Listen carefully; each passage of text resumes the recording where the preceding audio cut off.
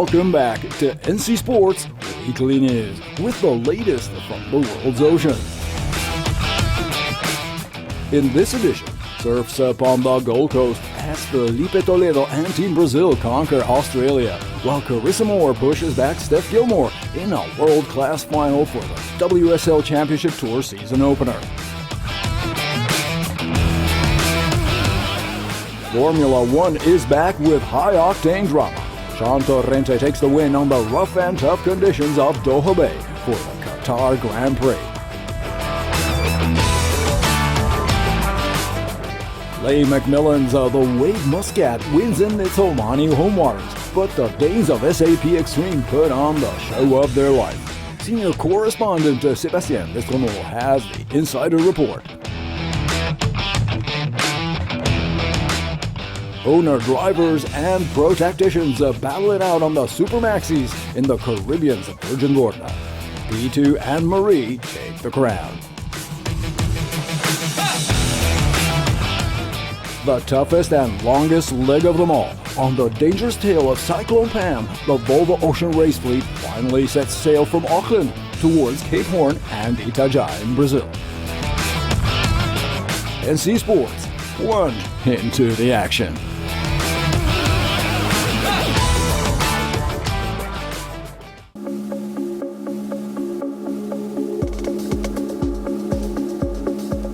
The newly rebranded World Surf League completed its first event of the season as the Roxy and Quicksilver Pros drew thousands of fans last week to Australia's Gold Coast Classic.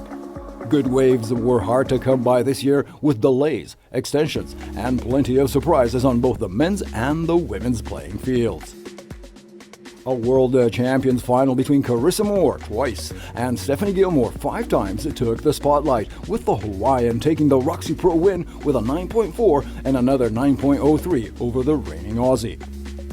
Totally. I mean, this is Steph's backyard, and I knew going into that final that it was going to be a tough battle, and she knows this place like the back of her hand, like I've said before. So I just wanted to go out there and try to pick the right ones and perform the best I could, and it definitely was an honor to surf against her.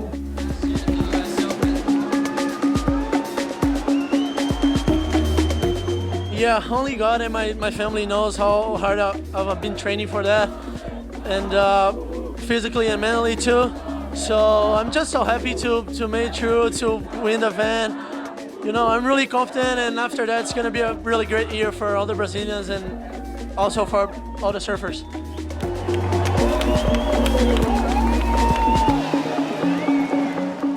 With a 9.6 and a perfect 10 to back it up in the final against the Queenslander Julian Wilson, rookie Felipe Toledo was on fire for this year's Quicksilver Pro, and Team Brazil as a whole confirmed once again that there is indeed a new world order in men's surfing. Out went top legends Parkinson, Slater, Zeitz, and many more in the early rounds on the small tricky waves of Snapper Rocks, and only 2013 champ Mick Fanning made it to the quarterfinals.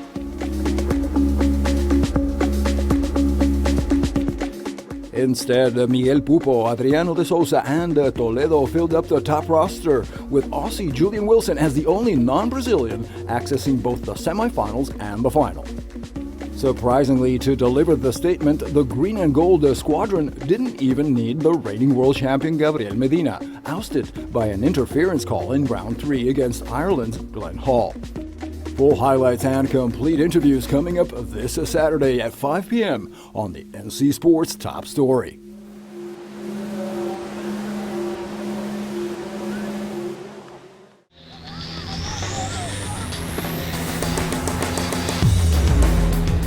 The F1 H2O World Championship season kicked off on pretty rough waters last Saturday for an action-packed Qatar GP, and with American pilot Shaun Torrente taking a huge win ahead of France's defending champion Felipe and Eric Stark from Sweden. Conditions for the lightweight power catamarans were near the limit in Doha Bay in this first of 7 events scheduled for 2015. Canceling the Friday practice and qualifying sessions for safety reasons, UIM officials also opted for a rolling start over the classic Le Mans-style gunshot.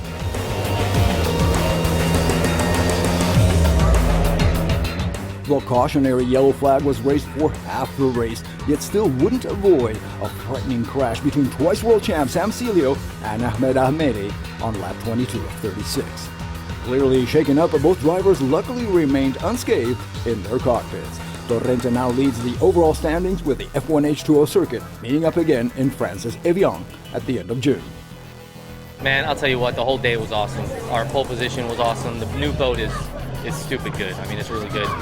I'm really proud of my team with all the changes the last 2 weeks in QMS, the Qatar Sailing and Water Sports Federation. They just maintained their focus and got it done. Need to thank the new head of the Qatar Sailing and Water Sports Foundation or Federation, which is Khalid Al-Suwaidi and Hassan Bilal, for doing just a great job and keeping us going in the right direction, hopefully.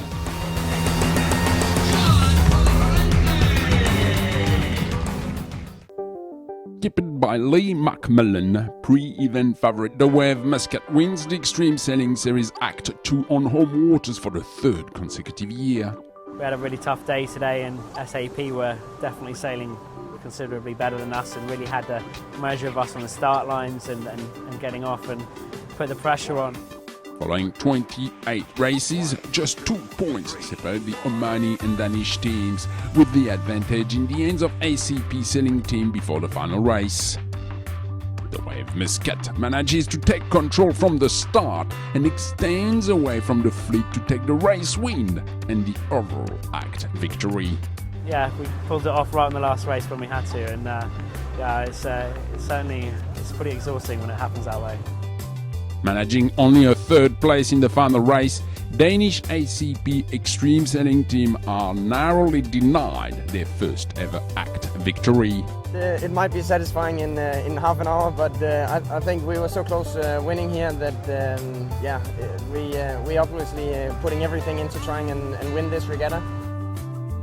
The Danes conclude Act 2 in second place after an exciting down-to-the-wire final double-point race shootout. We'll be happy with the second place here and looking forward to race again in China.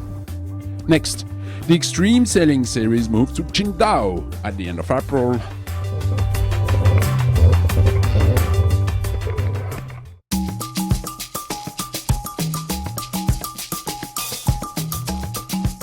After sailing 29 nautical miles counterclockwise around the Caribbean island of Virgin Gorda, the 3 top Super-Maxis in the A division crossed the line less than 40 seconds apart for a breathtaking finale of the 2015 Loro Piana Caribbean Super Yacht Regatta and Rendezvous. Racing on corrected time under ORC rating, this third and last regatta crowned the 125-foot Perini Navi sloop P2, skippered by Gerhard Andlinger, as overall winners, respectively ahead of the Bitter Sketch Inui and the Swan 90 Freya. Southern wins Cape Arrow with Pierluigi Loro Piana at the helm, and America's Cup veteran pro Francesco De Angelis on tactics narrowly took second place in race 3 ahead of Freya, just meters from the finish line, to close in 4th position overall.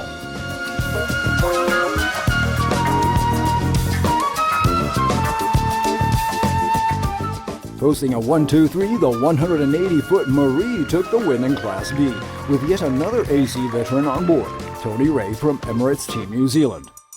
A single point overall separated the leaders from the 157-footer Wisp by Royal Husmain, while at nearly 200 feet, another Perini Seahawk clinched the 3rd place. This is the third of 3 races where us and Wisp have been locked in, and we managed to roll them to leeward today, being a few meters longer. And none of us were sure it was going to work. So the fact that there's those many question marks on the track in this kind of racing is spectacular.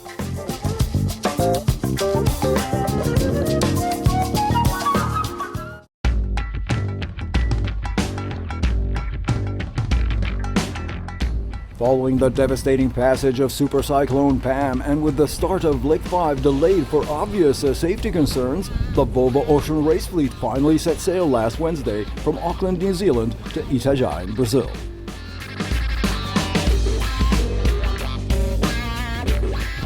The import races in the world's sailing capital once again witnessed the domination of the ladies on Team SCA, already winners in Abu Dhabi.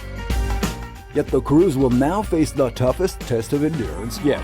At nearly 7,000 nautical miles, this is by far the longest stretch of the challenge, which includes the crossing of the Pacific Ocean through the dangerous Great South and the even more treacherous passage at Cape Horn. Concerns still linger on starting the race on Pam's frightening tail, a huge system that has already wiped out some Pacific islands, especially Vanuatu.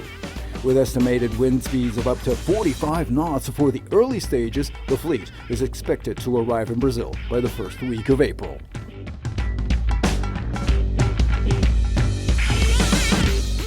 One thing is for sure, this Leg 5 will be crucial for the overall ranking, as Abu Dhabi and Dongfeng have pulled away from the pack and are now tied at 8 points for the overall lead of this VOR 2014-2015.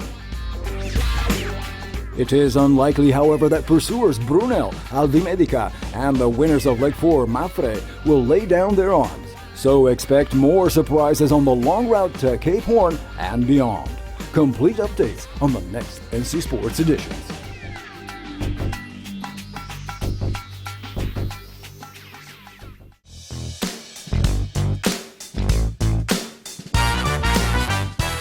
The summer sun continues to shine on the Gold Coast. Join the current on Nautical Channel surf fans for the Roxy and Quicksilver Pros in Australia. This Saturday at 5 p.m., catch the NC Sports Top Story with full coverage of the WSL Championship Tour season kickoff, including competition highlights and complete interviews with the top pros. Plunge into the action with NC Sports.